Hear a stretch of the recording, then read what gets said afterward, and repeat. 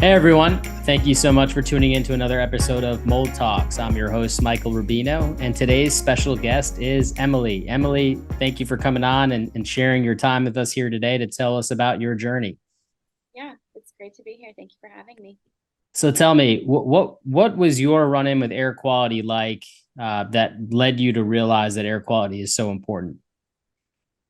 Actually, I was living in an apartment in Brooklyn and I was there with two other roommates, and we all started to feel sick with different things. And it kind of hit us all differently. And we didn't know to look at the air quality at that point. We all kind of just blamed it on stress, or in my case, I was having these really strange recurring flu like symptoms and almost like a tonsillitis. And for my other roommate, it was stomach issues. The other roommate, it was more neurological. So it wasn't until I moved out of that apartment and I had left, they were still there, that they noticed the walls turning a different color and mold actually growing on the walls. And it was at that point that we were like, maybe there's mold in this apartment and that's why we're all sick. And Wow. that kind of, and also not knowing what was wrong with me after getting throat cultures and seeing doctors, and all of them saying, well, you don't have anything, so you're probably just run down, or maybe it's autoimmune, or they didn't have any answers. So I saw somebody who was mold literate, which was very difficult to find, a doctor who was. And it actually turned out that I had reactivated Epstein-Barr virus, likely due to mold exposure. And then I ended up testing for mold exposure and had very high counts of it.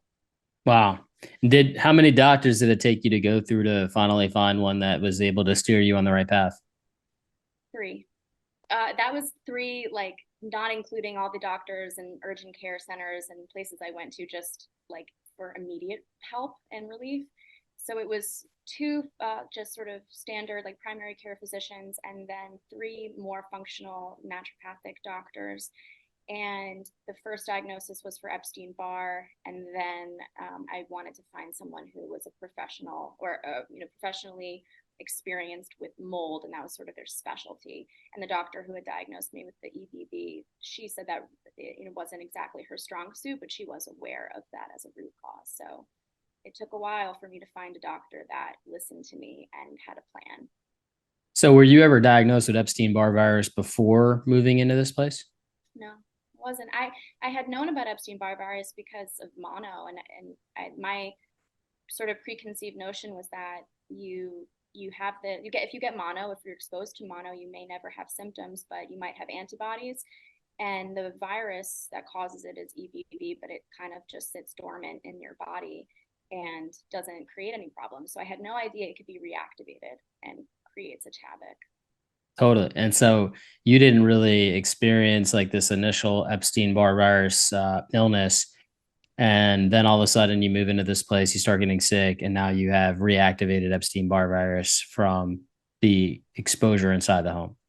Right. And it didn't even end there. I ended up leaving that apartment, but moving into a different one where it was newly renovated. And I think that's something a lot of people who aren't, I guess, exposed, no pun intended, to this kind of situation, renovated places seem safe, and newer buildings seem safer than, say, the old building that might have been built in the 1900s or something like that. But this was a renovated home that I moved into, and within the first 2 weeks, I started to feel really, really sick with more neurological issues, and all sorts of crazy symptoms that affected my concentration, my mood, insomnia, Wow. everything, as full body skin rashes. So it was really scary.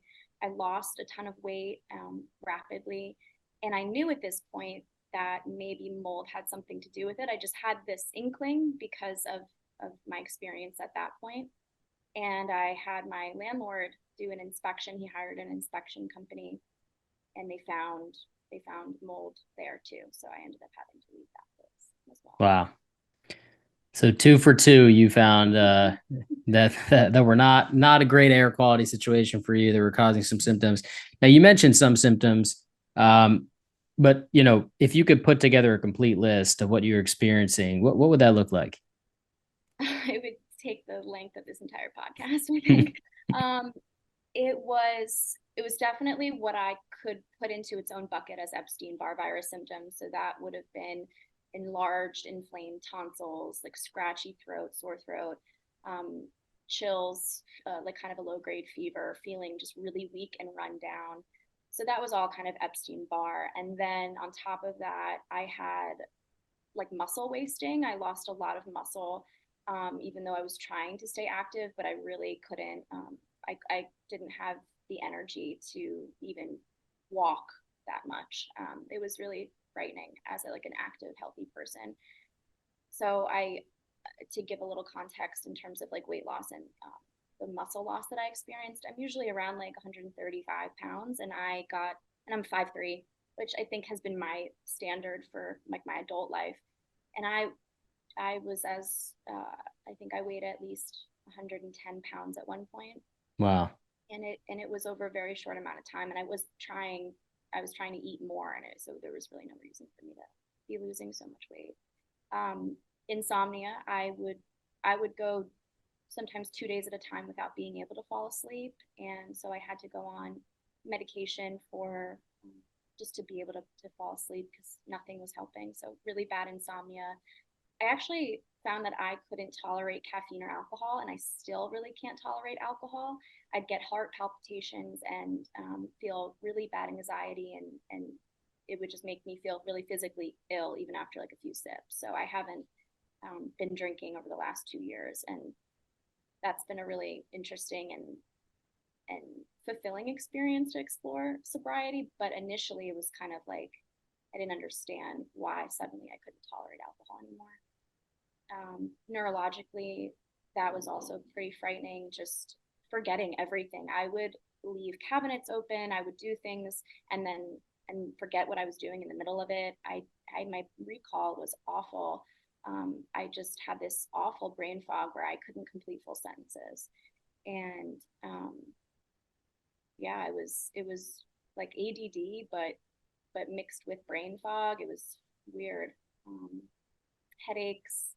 I had this mysterious rash that dermatologists couldn't figure out what it was either. Some said, "Oh, it looks like it's fungal. Here, try this," and then that didn't work. Others were, just kind of say it's dermatitis. Um, so I was prescribed like steroids and antifungals, and it was under my arms. I actually call it my mold rash. So I like a canary in a coal mine kind of. If I go into a place that has mold and I get this rash under my arms, it's just this like a barometer of my environment. My body is a barometer of my environment now that I've lived out of mold. And I don't think it's completely out of my system, but I've seen a remission in many symptoms that I'm sure I'm missing a ton. Those are just off the top of my head what I can. Yeah, it's so crazy. There's a big connection with fungus among us and skin issues, mainly because it's twofold. We have the dermal exposure as opposed to the inhalational exposure, and then also when it enters the blood stream and it causes gut dysbiosis. Yeah. When your gut microbiome is off, it typically displays pretty significantly on our skin. Oh yeah, absolutely. My acne. I'm acne prone as an individual, but um, definitely have like an acne pattern, a breakout pattern when I'm exposed to mold too, and like the stomach issues there, my hormones, every system in my body was sort of the alarms were sounding. I experienced like I got cysts on my thyroid where I never had before, and I was experiencing thyroid dysfunction, um, adrenal fatigue, and yeah, you name it. Okay, so how long have you been out of these two places now? It's been a little bit over a year. Yeah, Okay. And how do you feel today versus just a year ago? a lot better, a lot better, and I think that my my mindset around it, I had to work really hard to get out of this state of fight or flight, fearing every room I walked into and every building I entered, and looking for signs. Like your platform has been a resource, and so many others where I now can identify signs of water damage. Not always because sometimes it's not visible, but I do have a habit of looking up at the ceiling or down at like the baseboards and looking for these signs of water damage wherever I go. But I had to believe that I could get better and feel better before I actually did. And so it was very mental and emotional for me too in terms of healing. But I I feel leagues better living out of mold, feeling safe. I think that really helps my nervous system and helps me recover. But I don't think I'm even completely out of the woods. And I know I've had exposures over the last year. Um, so even given all of that, I think just it's comparing, yeah, probably the worst place I've ever been in my life to now. I'm fully functional and doing really well, feeling really well and energized and healthy. That's awesome to hear. Congratulations. That is very difficult, right? To go from, you know, healthy to not healthy and then trying to get back to healthy. And I think for human beings, I'm very guilty of this myself. If life is a tunnel and there's a light at the end of it, I know for me, I always just want to get to the end, right? But there's all these steps you have to take to get to the end. And we have to remember that these things are journeys. And so as you're taking each step, you're feeling better and better. And that's what matters. And eventually you get to that light at the end of the tunnel. And right. And we become stronger from it and we've learned from it. And I think for me, when I see this, and part of the reason why this podcast exists is because there are so many people out there that like have no idea air quality is so important. I mean, it makes sense when you really look at it, but who looks at it, right? Because typically when we look at health, we're like, all right, I need vitamins, I need minerals, I need water, I need to exercise, right? I need to eat better food, all things that are equally important. But when's the last time someone said like, I wonder if the air we're breathing is really important, unless you follow me or you're listening to this podcast. But the people outside of that we're trying to educate, that's where things really go awry. And finally you found a doctor who was like, hey, maybe it's mold, maybe it's your environment, right? Because before that, were you thinking, oh, this is mold? No, absolutely not. I don't know what I thought it was. I was just like, something's wrong with me.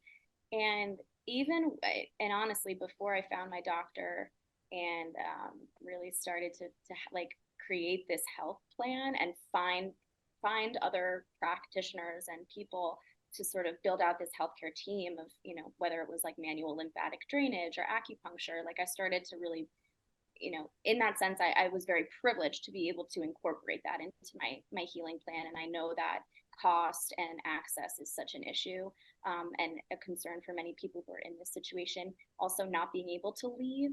I had the ability to leave and find a new place to live. So the process of getting better is also like, it's not so linear, in terms of like, here's what you do. It's just, you can only do so much given your situation. And when I had to navigate like what to keep, what to try to clean, what to throw out, and I took to Facebook groups, which was maybe helpful in some cases, but mostly really scary.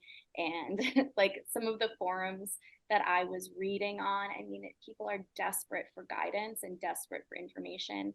And I don't know that there's enough common knowledge in medicine, like you said, where people have this confidence in like, okay, here's what I need to do, here's who I can talk to. It all feels like I had to really dig for this information and really like who to go to and who to find, help from. So if I Yeah. help anybody and like going through this, I try not to be like the mold person. Like I don't want to talk about mold all the time or like my experience, but I do find that it will come up organically. And I've met so many people in the same situation, and I feel less alone, and then they feel less alone, and that gives me hope that more and more people are becoming aware of it. I think community is really important. We just came out of this pandemic where we lost our sense of community.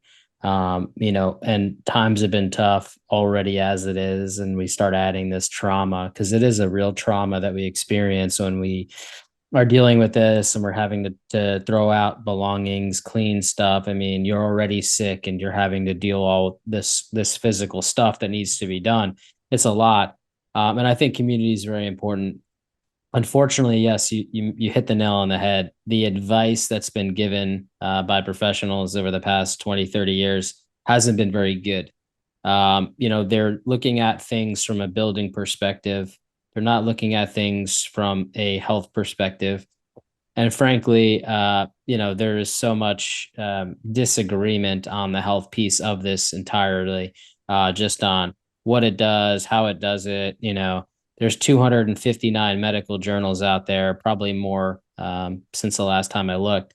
And, you still don't have this broad acceptance and this broad understanding of just how much this plays a role.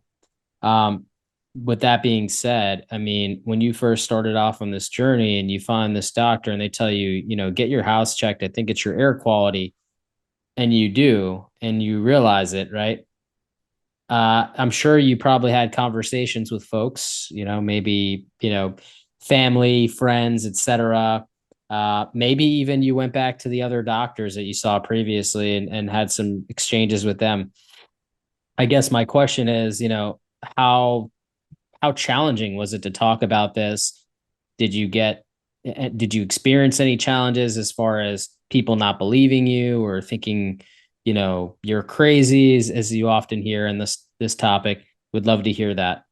Yeah, yeah, I'm glad that you asked that question because I think it's something that, um, if I was talking to somebody about this, they wouldn't think to ask that question because, that it's, it's not something you think of unless you lived through it. And I have found that a lot of folks, including myself, who have experienced something like this and tried to convey this information and the severity of the problem to their family and their friends. And although they're loved and supported, people don't get it unless they've experienced it for themselves or unless they've really done their research and wanted to understand. And I think there is a resistance there. I have definitely felt it.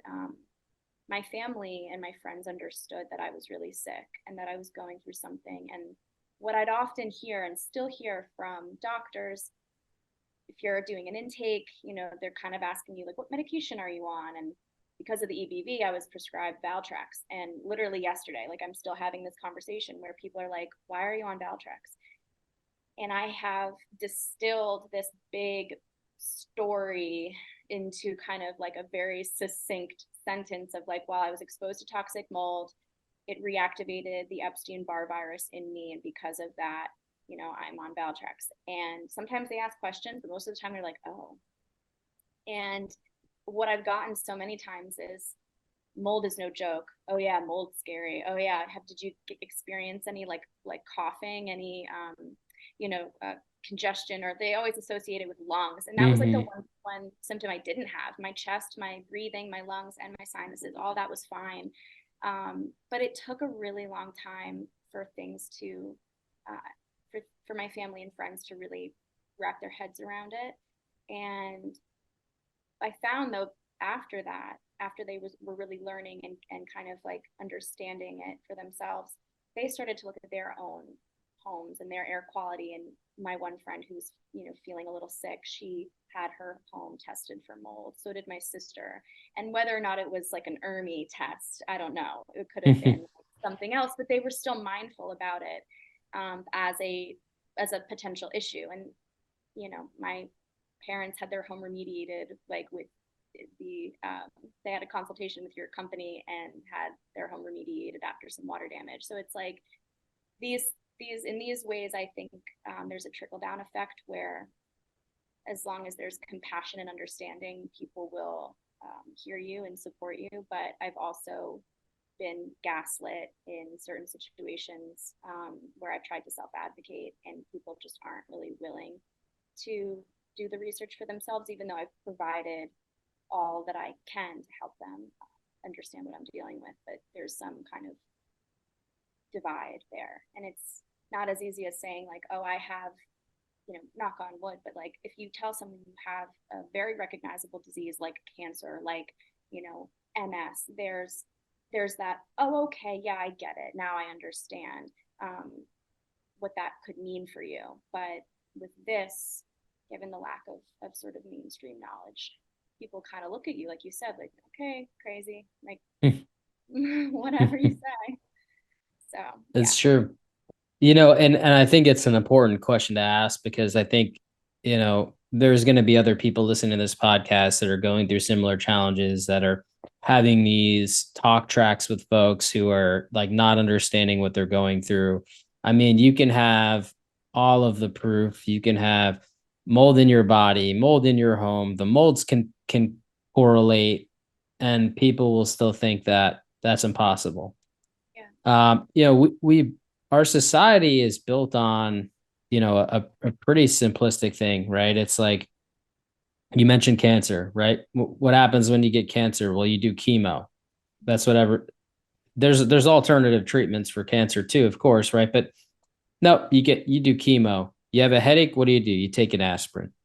You know, something's going on with your body, good, you might need surgery. Like, we have been ingrained into, when this something happens, there's a problem for that. Now, if there was a mold pill, if a pharmaceutical company created a mold pill, a different story. Everybody would be like, oh, mold, yeah, you got to take the mold pill. That's this is a big problem. Everybody would be on board, because we've been programmed to literally think that things are only true if there is some sort of recognized procedure for it.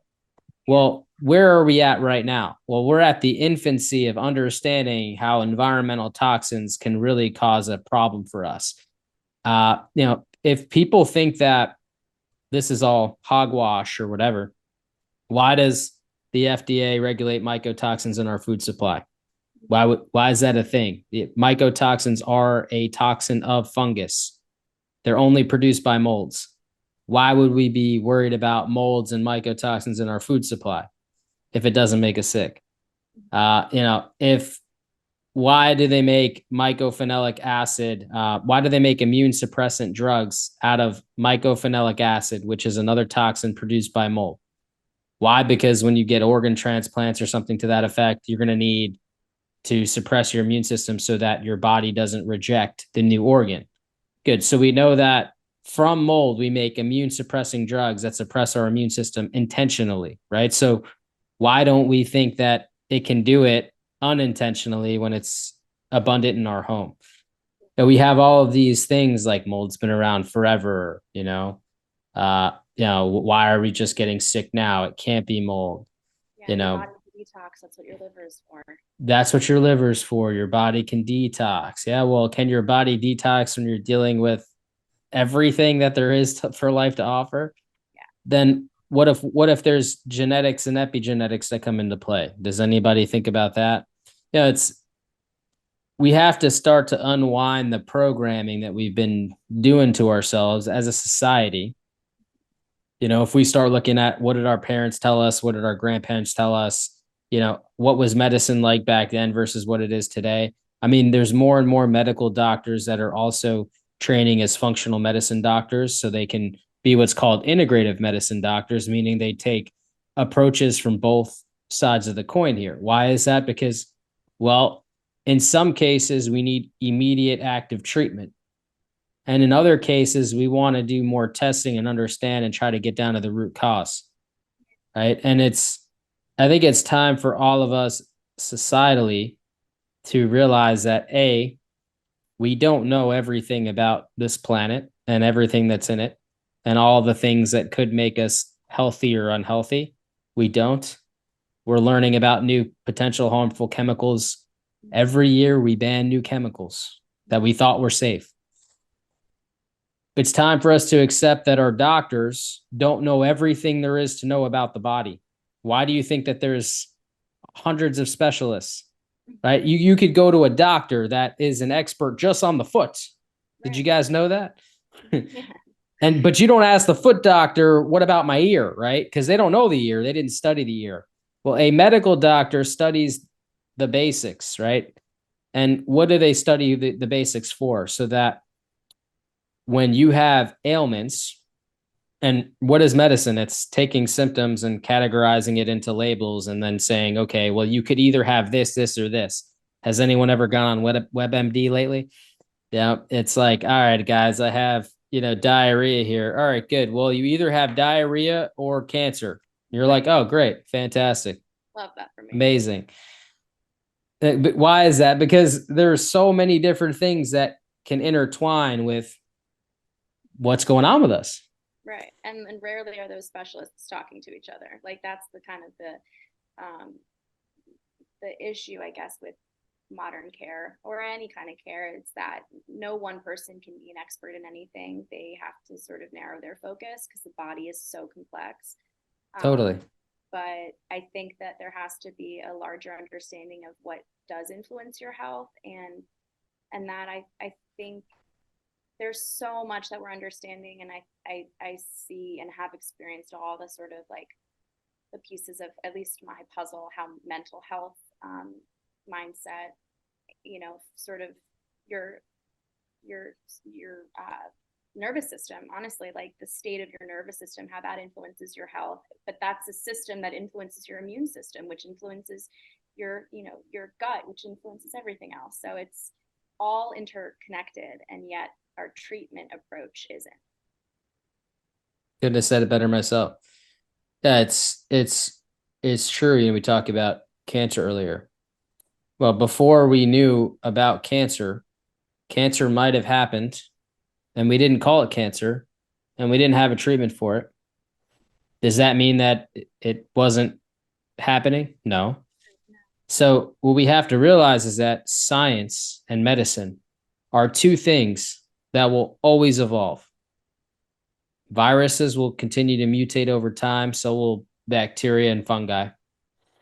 We will adapt also, right? If we go look back at pictures of cavemen, they don't look like us today, right? So things evolve on this planet. Medicine and science will always need to evolve with it.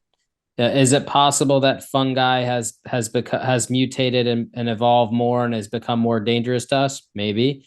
Is it possible that it's because of our building practices today? Possibly.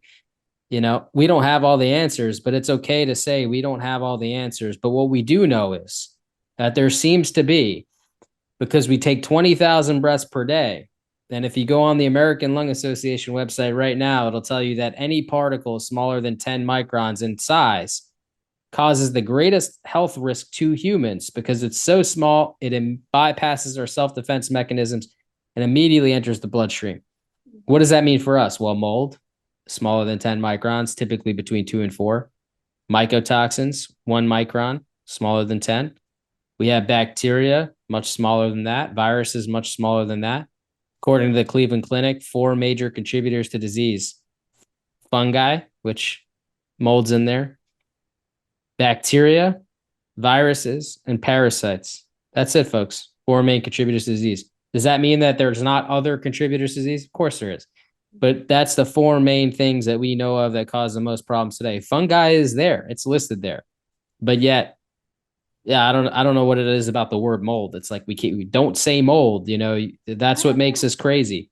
Yeah, it's like, but I think it's maybe because before mold, we would say mildew, and mildew is just this normal thing that you smell that exists in the home, or it's musty, it's moldy, mildewy. They're all synonymous, and I think we have accepted it to some degree, and it's like we once you accept something and it's normalized, but in a way that's unpleasant but not harmful. I think when you say toxic mold or black mold is like the big one, then people are like, oh yeah, but still like not understanding just how it actually affects you, and the spectrum of yeah, symptoms you can experience and the ways that your health can deteriorate from exposure. It's very much like 1 + 1 = 2, black mold, plus you equals like black lung. And that's what people think. And it's very much not the case for many people. Yeah, that makes sense. No, I think you're onto something there. We definitely took a bad turn with the whole toxic black mold movement, mainly because there are over 100,000 different species of mold, and it causes confusion because it somehow gives you this misconception that, well, there's only one species out of 100,000 plus that we know of that's going to be a problem. Maybe it makes you feel better, like, oh, it's okay, that mold is not black, it's green, we're good to go here, I don't have to worry about it. Right. um, but that could be a false sense of security.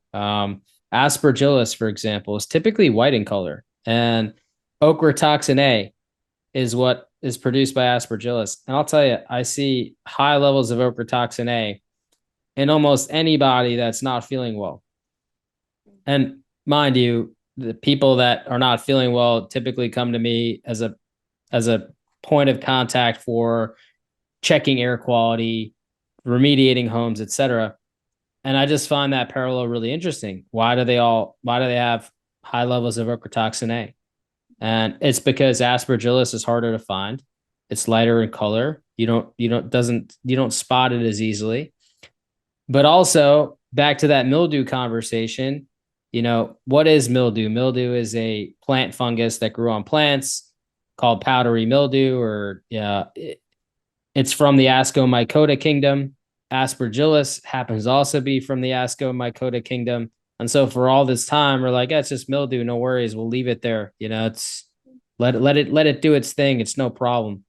And it's been doing its thing, it's been wreaking havoc, and I think that it's really important to start to change our mindset and say, look, I mean, we have technology today that we can test our dust. You mentioned earlier. We can test our dust, we can send it in, we can see what's abnormally high. Yeah, I'm not saying we want to live in a bubble and not live a normal life, but if we see something that's off the charts, then at least we can do something about it, right? And I think that's really important in terms of creating a healthy environment. While we take 20,000 breaths per day, I think it's really an important piece of the puzzle that has been neglected for so long. Yeah, and I think too that like just knowing what tools you have at your disposal when you are exposed, because you can't, that was my real hurdle mentally, was that like I just was scared to go anywhere. I was scared to like stay at friends' houses or stay in hotels. I travel quite a bit for work, and some hotels are really triggering for me, and I kind of know that in those situations, if I take more glutathione, if I up my binders, if I try to move my body and sweat and do things that I know I can at least try to get it out of my system faster. And at home I can control my environment, and I think that that's, you can only do what you can do, and there's, you can't control every environment you go into, and you certainly um, will not be able to avoid exposure completely. So the best you can do is control your home and be safe at home, and then have tools you can rely on for when you do find yourself in that situation. I think, you mentioned something about hope earlier, and hope is really important, right? Because hope gives us the ambition to continue on, even in the hardest challenges in life. And I think for one thing, people, it's very easy to do, especially certain molds can be known to cause some neurological issues, anxiety and depression, to just name a few. Um, I think when you're dealing with that, you start to think about this. Mold's part of our ecosystem. I can't escape it. What do I do? How do I live? How do I survive? And it's like you you have to catch yourself and just say, all right, let's control what is in our control, right? And you mentioned earlier, you can't do anything about other people's environments. Your supermarket, you go to the store, etc. You're exactly right, but you can control where you spend the most time. And this isn't about a net zero. This is about being in control and mastering of your time. And if you spend 90% of your time indoors at home, that's the place you want to focus on. The other 10%, yes, you may go into a place that's really toxic. It's going to happen. You're going to get knocked back. You're going to suffer for a couple of days. And, it's it's as simple as getting back to that safe environment, recovering and bouncing back. It happens. We get knocked off our horse every now and then, but you got to have that hope, and you got to remember that control what you can control. If you start worrying about things that you can't control, that literally will add to your anxiety like you wouldn't believe. Oh yeah, I know. Story of my life. But yeah, absolutely. And there's a lot of resources out there that I found, like DNRS, which is, I'm gonna butcher what that acronym actually stands for, but it's like dynamic neural retraining Mm-hmm. system. It's essentially getting yourself out of a state of fight or flight through whether it be meditation or visualization, just recalling a more pleasant emotion or feeling or memory to get your body out of that state of fear and anxiety. And the more you can do that, um, and almost like retraining your brain a little bit to not automatically go down that worst case scenario path, um, but to imagine that there's another possibility. Imagine yourself getting better and being in a safe and a healthy environment. So, um, although it sometimes sounds like you're tricking yourself into thinking these things, and it's a little bit of a, I mean, it's a little bit of a game you play with yourself in the beginning, but you're tricking your nervous system, your subconscious in a sense, I guess, because you're evoking these thoughts which evoke emotion, and your brain body doesn't really know that it's not real. But if you, like you said, start to worry about, oh my God, this exposure is going to set me back. I'm never going to get well. I'm never going to feel better. I'm always going to be like this. Your body is going to feel all of that because you're creating this really anxious place in there. And so, yeah, I think for me that was at least like the most challenging part. Obviously, all the physical stuff is challenging, but the hurdles mentally were the largest to overcome. But once And I did, it I felt that that's what moved the needle the most for me. it typically is. I mean, our minds are so powerful, and that can be a good thing or a bad thing, right? Especially when we're in a dark place, it's gonna be bad for us because there's a lot of power in how we think. And if we can just shift our mindset, sometimes that's all we need to kind of start to really head off in the right direction. um Going back to, you know I think one of the things that I think is always helpful for folks is knowing what you know now. What is something that you can tell yourself, a year or two ago when you were in the thick of it, that you kind of wish you knew back then, that would have made your journey easier?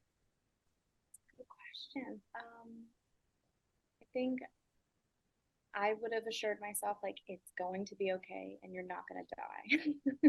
I would have said, I know you're scared and it's overwhelming, but you are doing the best you can and you have support.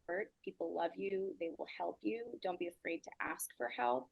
I had a really hard time advocating for myself in like work settings, and I felt self-conscious even if I knew I was in an environment that was triggering. I would question whether or not I should say something or leave or do what was best for me based on like how it could have been perceived. And I think just I would have probably told myself that no matter what, my health is my priority. I have to put myself first.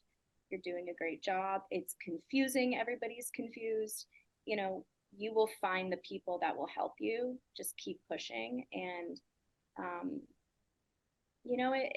it might be a lifelong thing. Like you're always going to know and be aware about mold. And it's not a death sentence. It doesn't have to be a burden. Um, you can help a lot of people by sharing your experience, and eventually like you won't think about it 24/7. You will live a normal life, and I can say that for the most part I'm living a pretty normal life. So I didn't really know all of that, or I didn't have the foresight to understand that. It's one of the most remarkable things that you just said was, you can live a normal life, and going back to mindset for a second, before you cross the street, what do? You look both ways. You look both ways. all I think we need to do is before you create a home, before you move into a place, look both ways. And if we do that and it becomes part of our normal routine, then we're not crazy. We're not living an abnormal life. We are being vigilant. And there's nothing wrong with that. We just got to look both ways before we start to call a place home, create this home. As if we do that, we're going to be better off for it. And then we can live normally. Yeah, it's such a great analogy and way of thinking of it. You're doing your due diligence, knowing what's at stake, and having, like, I'm so grateful for the knowledge that I have now, because I'm going to use it to avoid getting into another situation, like moving into a moldy apartment and then moving into another moldy apartment. Like, I picked an apartment that's safe because I had that knowledge, and and knowing what to look for, understanding the signs of water damage. And I think even just really listening to your body and the signals it sends you, and looking at your home as, it was safe when I moved in, but that doesn't mean it's going to be safe forever. There's other people in this building, and there's things that are out of my control that could create issues later down the road. But I have tools and I have resources now. Yeah, and just like, I think my mantra was always like, do not panic. Like, you see it, you smell it, you feel it, just don't panic. It's gonna be okay. So, yeah, I love the look both ways thing. I think that's great. That's amazing. Well, you're right. I mean, you need this don't panic mantra, because if you start to think, oh, one day this place will leak, that's no way to live, right? It's statistically speaking, if we don't maintain our homes and buildings, yes, they will have problems. And so do what's in your control. And when things do happen, arm yourself with enough knowledge to take care of it properly so that you're in control of how it gets repaired. And I think that's really key too. Yeah. What is one, if you could only give one piece of advice to someone else who may be going through similar challenges that you went through, what would that piece of advice be? I would say trust your body. If you feel like something is wrong, and this is assuming that they might not know why they feel what they feel, or why they're experiencing health issues, but if you feel in your body that something's wrong, if you're feeling sick, don't let any doctor, or anybody for that matter, tell you that you're, you know, don't let anybody undermine how you feel. Trust your body, and I think trust the process, trust that you will get better. So I think just coming back to that sort of mindset or mantra, if you want to have that, the idea of trust. Yeah. Fantastic advice. Emily, this has been, so enlightening and eye-opening. A lot of great conversation happened today. I really want to acknowledge and appreciate you for taking time out of your day to be here, to share all of your input and advice with others here. Obviously, there's probably a million things you could be doing right now, but it's just really important to me, and I really appreciate you for that, for doing this. Oh, absolutely. That means a lot. Thank you so much for having me. I was really more than happy to come on and talk about these things. It's been great. Thanks so much, and we'll be seeing you soon.